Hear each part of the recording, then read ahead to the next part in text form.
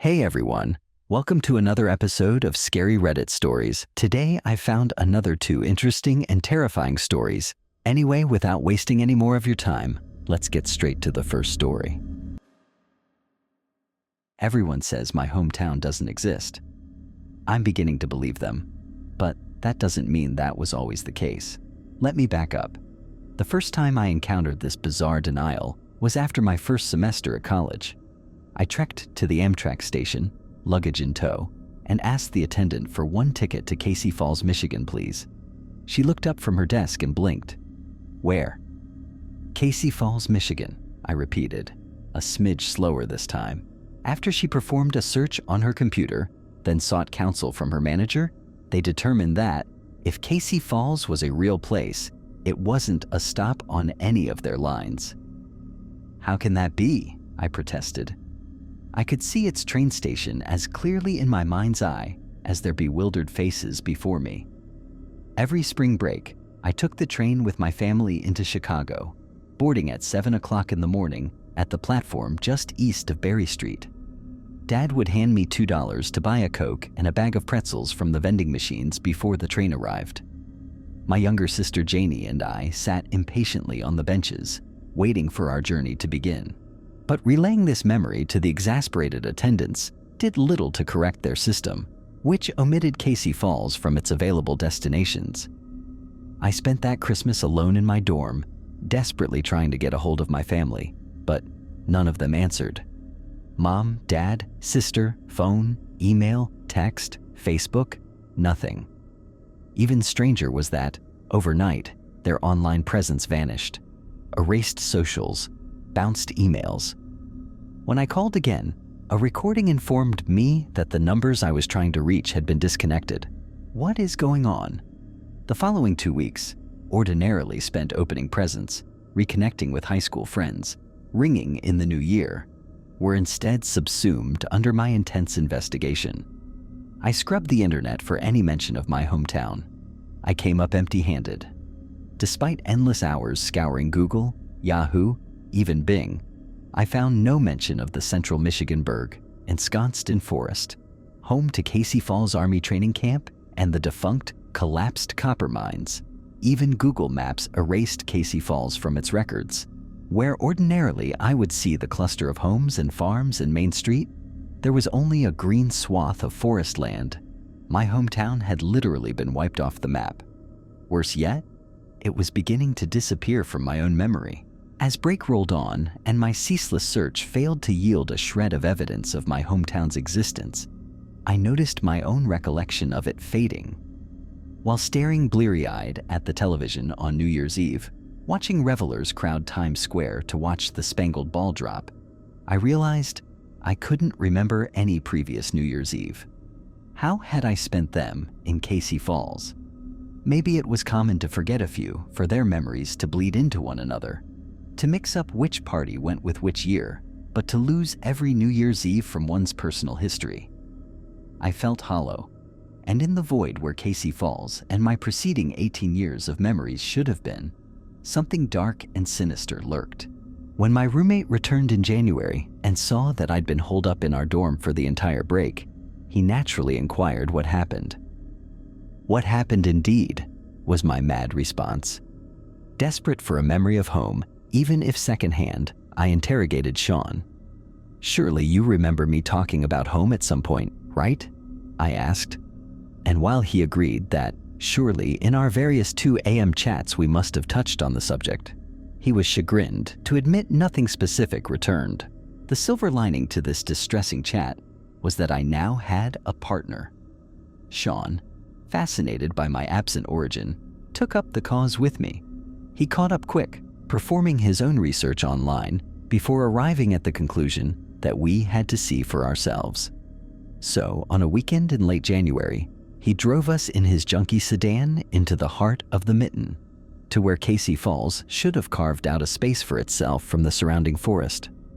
To my horror, we found only trees.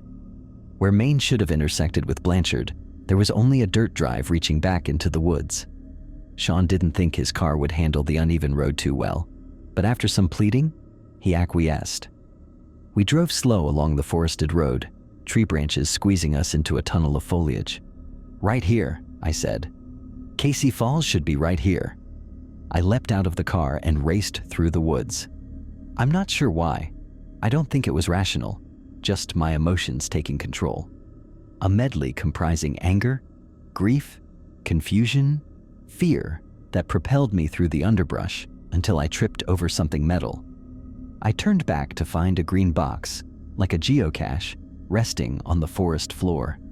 Inside, pages yellowed with age featured some sort of code scrawled across them, written with only half-decent penmanship. "What the hell is that?" asked Sean when he finally caught up to me.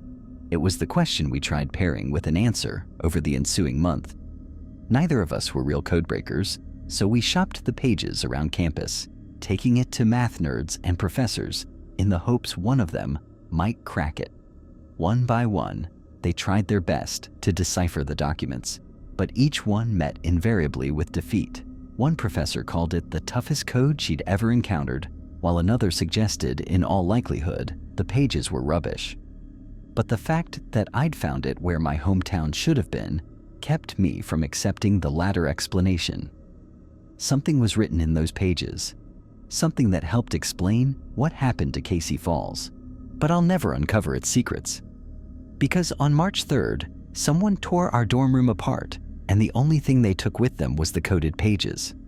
Spooked by this flagrant invasion of privacy, Sean told me he would pursue the Casey Falls mystery no further.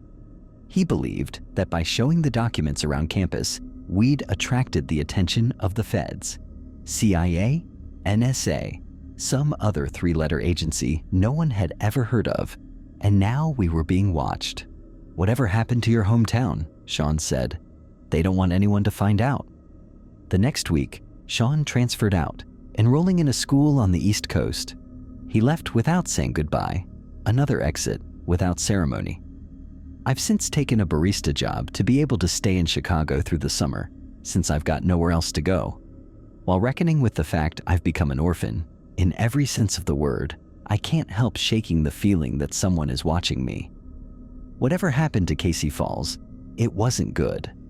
I can feel it in my bones, the unheard screams of family and neighbors vibrating in the marrow. I feel them, and it makes me sick, but I cling to the horror because it's all I have left of home. Marco and I have been living together for over 2 years now. We never had any issues with our arrangement. We work together to keep the apartment clean. Rent gets paid on time and in full every month. And I believe we've actually evolved into being friends over time. Therefore, these problems we've been having really threw me off guard. It started when Marco staunchly refused to leave his room. I wasn't exactly worried at first. Our area has recently been hit by an extreme heat wave, and since we don't have an AC, I figured Marco locked himself in with a bunch of electric fans. When I went to knock on his door, I could hear them whirring on the other side. It weirded me out that he didn't answer immediately though. After waiting a couple seconds, I chalked it up to him being asleep, but just as I was about to turn and leave, he called out to me, "Jen?" I breathed a sigh of relief. At least he wasn't dead. "Yeah, it's me. Just wanted to ask if everything's all right." "Sure, I'm, great." His voice gave me pause. It sounded unusual, unlike him. It was garbled and had an almost hissy quality to it. "You going to the store?" "Yeah," I answered, trying not to make my discomfort known. "Need anything? Can you get me a 6-pack and a bag of ice maybe?" I told him I would, and upon my return, I found a 20 lying on the floor by his doorframe. "Keep the change," Marco shouted. I placed the items he'd ordered where his money had been and left, hoping things would be back to normal the following day. Perhaps Marco had caught a heat stroke working outside, and that's all there was to it. Temperatures aren't normally that high where we live, so nobody's used to this kind of weather. The day after was a Sunday, and I made breakfast for the two of us like I did every week.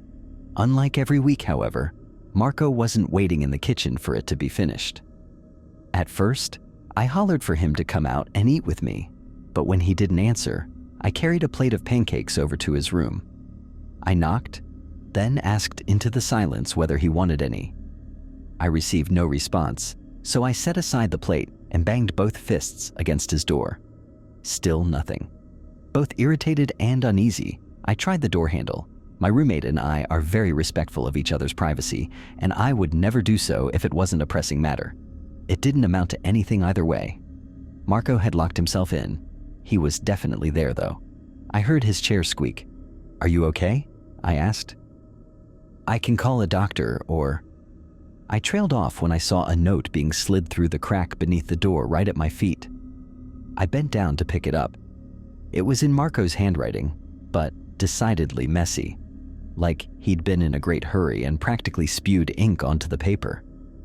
"Hey Jen, I'm fine, but my throat hurts so I can't talk. I'm sorry, but I'm not coming out. I don't want to pass it on to you. I don't need a doctor. I bet I'll be fine in a couple days. Don't worry, okay?" I frowned at the note, but took the news in stride. What else could I do? I told Marco I'd leave the pancakes outside for him, and not long after I'd returned to the living room, I could hear him dragging the plate inside. I found myself rather missing Marco's presence around the apartment. 3 days went by without me catching so much as a glimpse of him. I'd have to walk past his door to get to the bathroom, and I would hear him playing the weather report on his little TV inside every time. On the 4th morning, I found another note, this time on the fridge. "Hey Jen, I'm going out to see my mom. Be back in a week." What the fuck? First he's sick, now he's going on a trip. I was beyond confused. I tried to call him, but he didn't pick up. That wasn't really a surprise. Marco is one of those people who don't ever really use their cell phone. Most of the time, he doesn't even have it on him. Nevertheless, it only added to my growing concerns. Another 2 days passed, and I didn't hear a thing from my roommate. I tried once more to call him when I got off work, just in case. It was already nighttime, and Marco normally went to bed quite early, so I didn't really expect him to pick up. And he didn't. Instead, I heard a familiar ringtone coming from his room. It only lasted a few seconds before stopping abruptly, like it had been turned off in a hurry. My stomach sank when the realization set in. Why in the world would he lie to me? This didn't make any sense.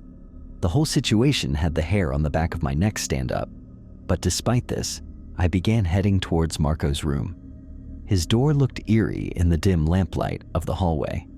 I inched closer, hand outstretched to jiggle the handle. Locked. Of course. "Marco?" I tried, pressing my ear up to the wood. "What's going on?" No answer. I could hear a squeaking noise coming from inside, like a chair being moved. "What the fuck, man?" I said, stifling the tremor in my voice. "You're clearly in there. I don't understand." That's when I had an idea. There were spare keys to all the rooms in a drawer in the living room cabinet.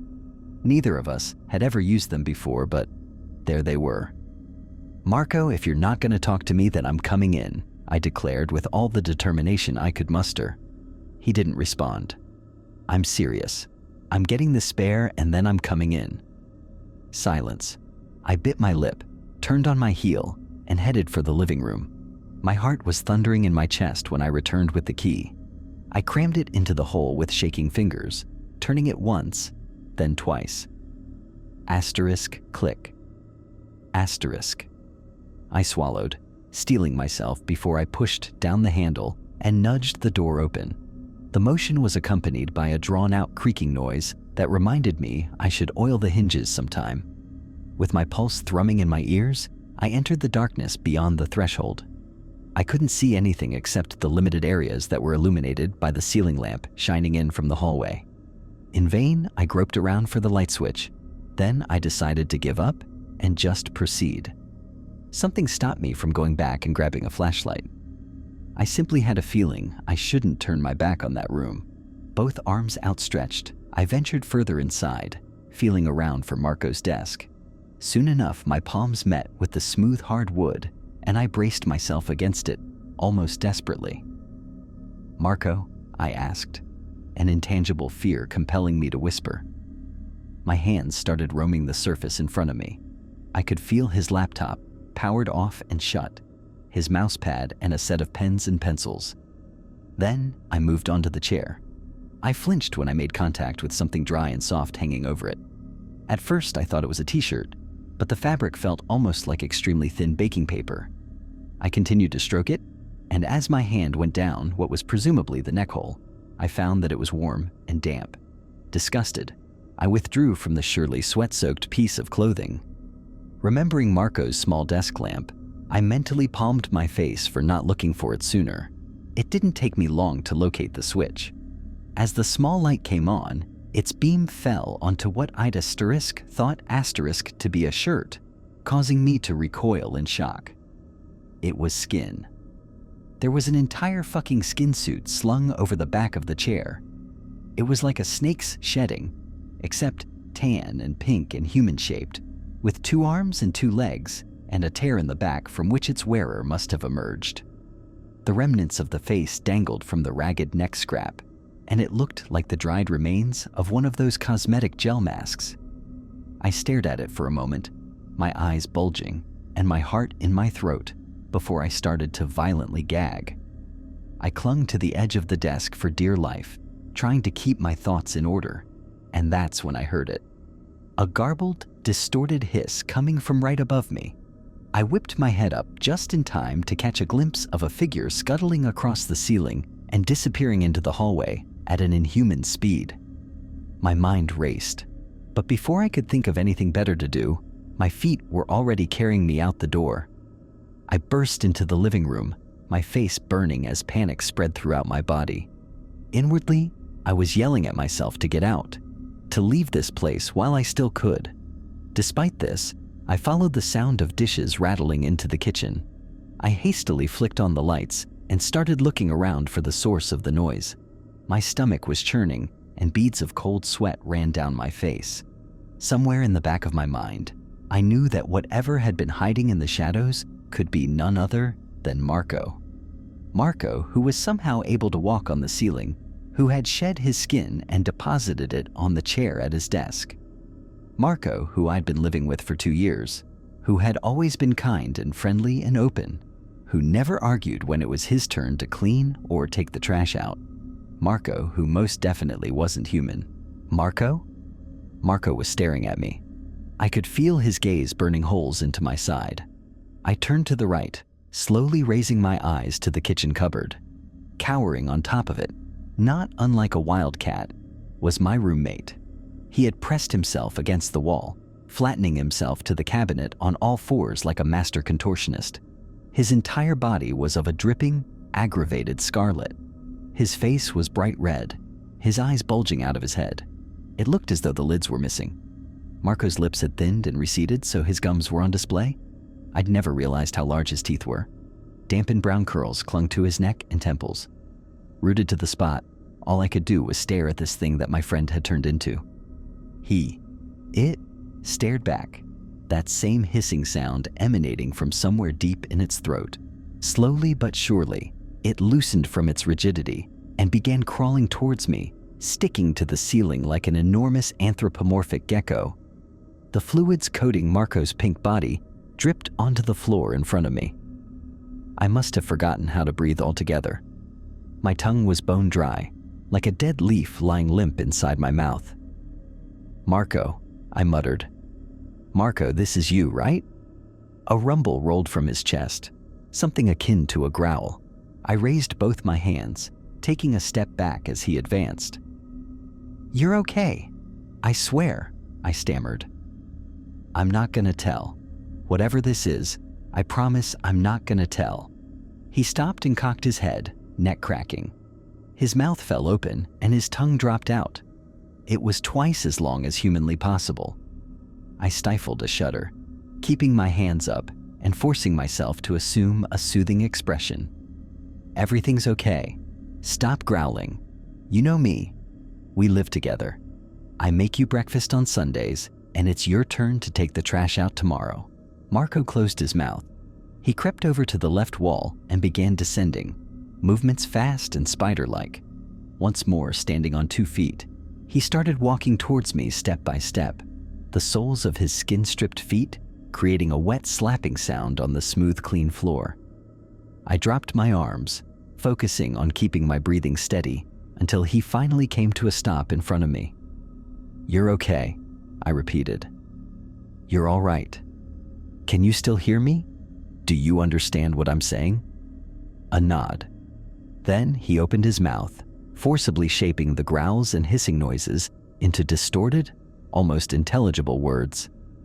My kind is sensitive to heat. Anyway, that's the end of this story. If you made it up to here, thank you for watching. Make sure to leave a like and subscribe for more stories like this one.